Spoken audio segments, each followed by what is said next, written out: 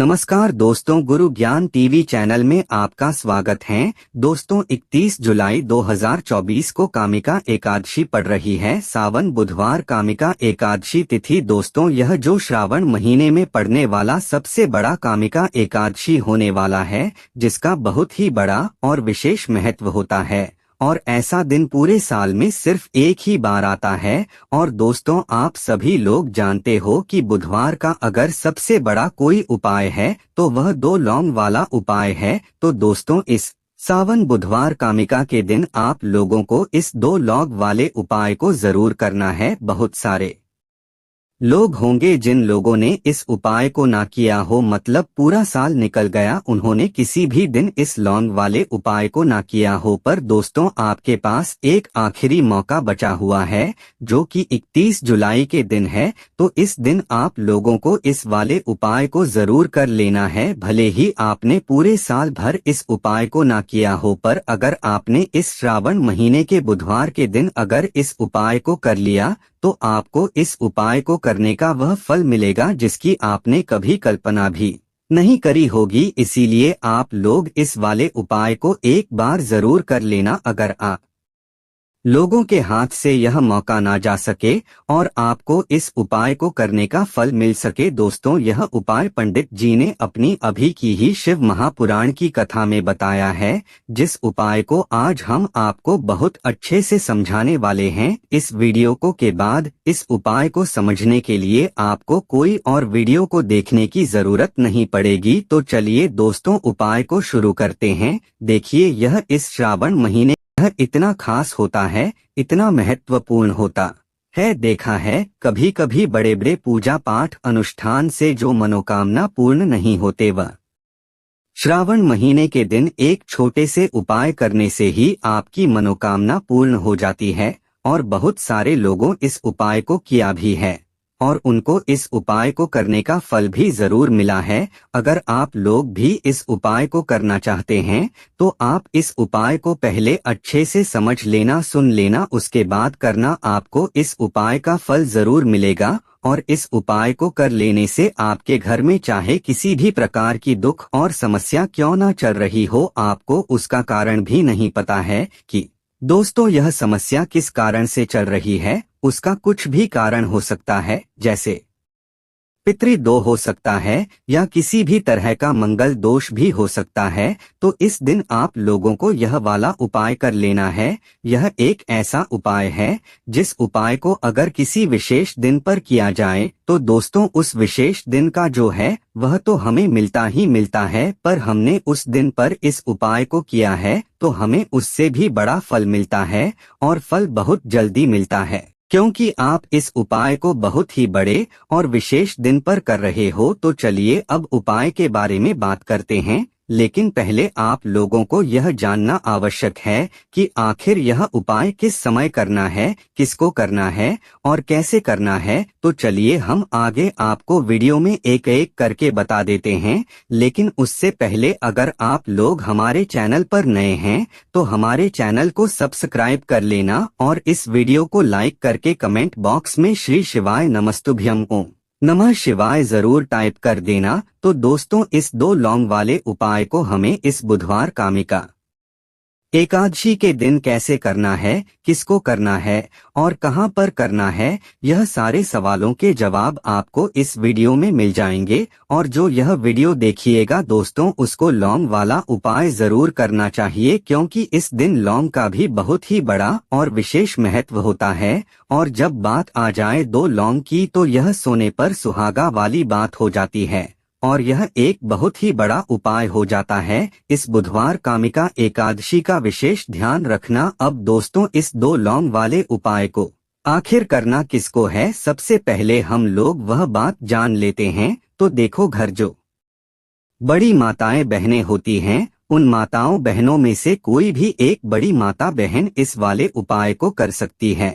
और दोस्तों, अगर आप चाहे तो अपने घर में से सभी सदस्यों को भी इस उपाय को करवा सकते हैं। अगर किसी व्यक्ति की खुद की कोई मनोकामना है, खुद की कोई दुख और परेशानी है जो कि वह अपने लिए ही करना चाहता है इस वाले उपाय को, तो वह खुद अपने लिए भी कर सकता है। बाकी अगर कोई घर में से ऐसा है जो कि अपने पूरे घर परिवार की और शांति के लिए यह वाला उपाय करना चाहता है, तो दोस्तों वह भी कर सकता है, उसमें भी कोई दिक्कत वाली बात नहीं है। कहने का मतलब यह है कि इस उपाय को हर एक सदस्य भी कर सकता है और पूरे घर परिवार के सदस्य के लिए घर की बड़ी माताओं बहनों में से कोई एक माता बहन भी कर सकती है। माताएं बहनें अगर घर में उपस्थित ना हो तो यह वाला उपाय ना कर पा रही हो तो फिर घर का कोई बड़ा सदस्य भी इस 2 लौंग वाले उपाय को कर सकता है, चाहे फिर वह पुरुष ही क्यों ना हो, उसमें कोई भी दिक्कत वाली बात नहीं है।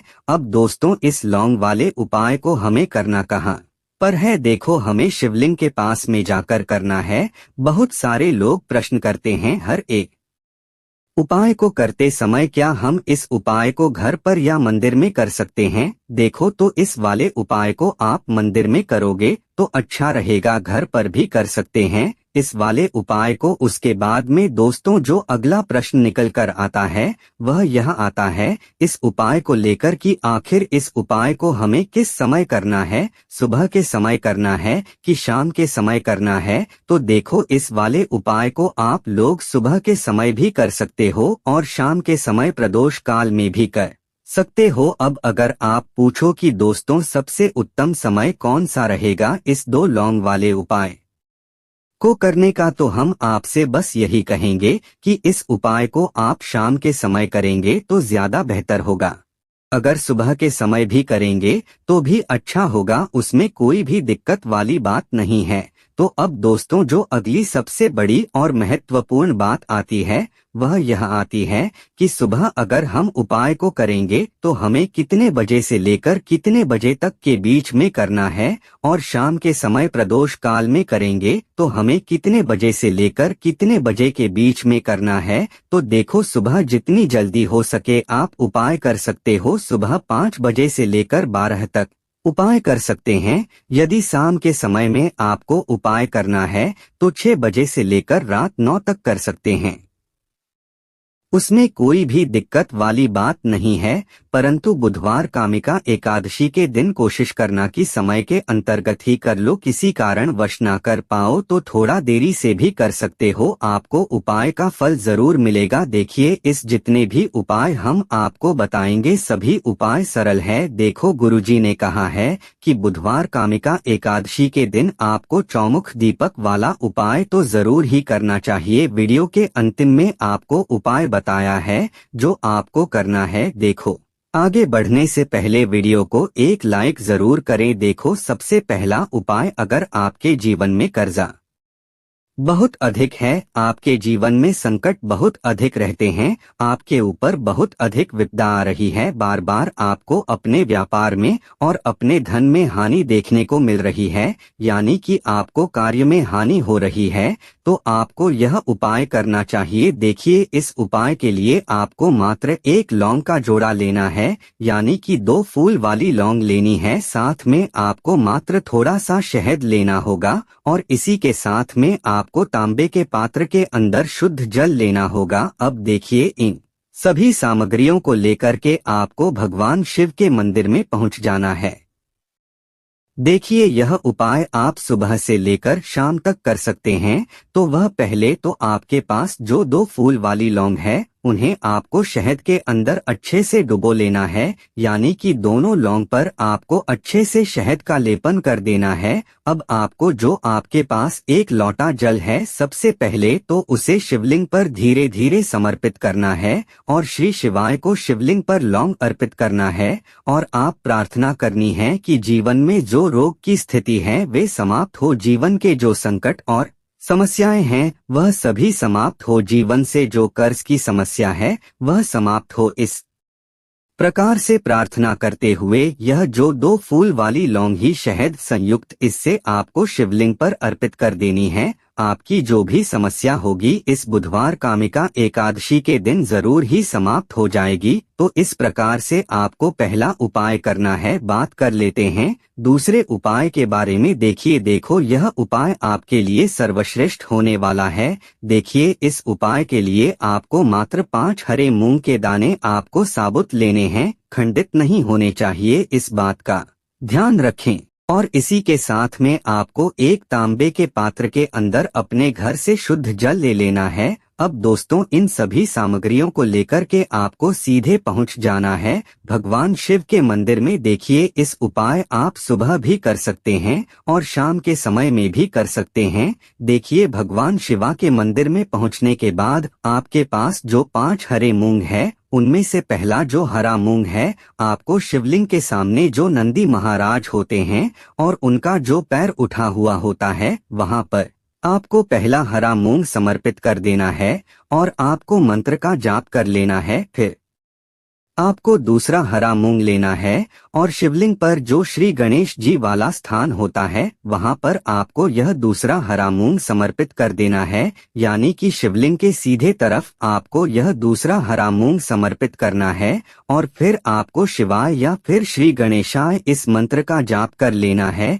तीसरा हरा मूंग का दान आपको भगवान शिवा की सबसे प्रिय पुत्री माता अशोक सुंदरी वाले स्थान पर समर्पित करना होगा। शिवलिंग की जो जलाधारी होती है जहां से जल करके आता है उसी जलाधारी के बीच में जो कहीं कहीं उठी हुई लाइन होती है सांप की आकृति के रूप में, वहीं पर आपको तीसरा हरा मूंग समर्पित करना है और फिर आपको ओम नमः शिवाय इस मंत्र का जाप कर लेना है। अब दोस्तों चौथा जो हरा मूंग है उसे आपको भगवान कार्तिकेय जी का जो स्थान होता है शिवलिंग पर वहां पर आपको यह चौथा हरा मूंग का दाना समर्पित कर देना है और आपको ओम नमः शिवाय इस मंत्र का जाप कर है। अब दोस्तों आपके पास जो 5वां और अंतिम हरा मूंग बचा हुआ है उससे जल के पात्र के अंदर डाल देना है और इस हरे मूंग से युक्त जल से आपको भगवान शिवा के शिवलिंग का अभिषेक कर देना है। जल आपको बिल्कुल धीरे धीरे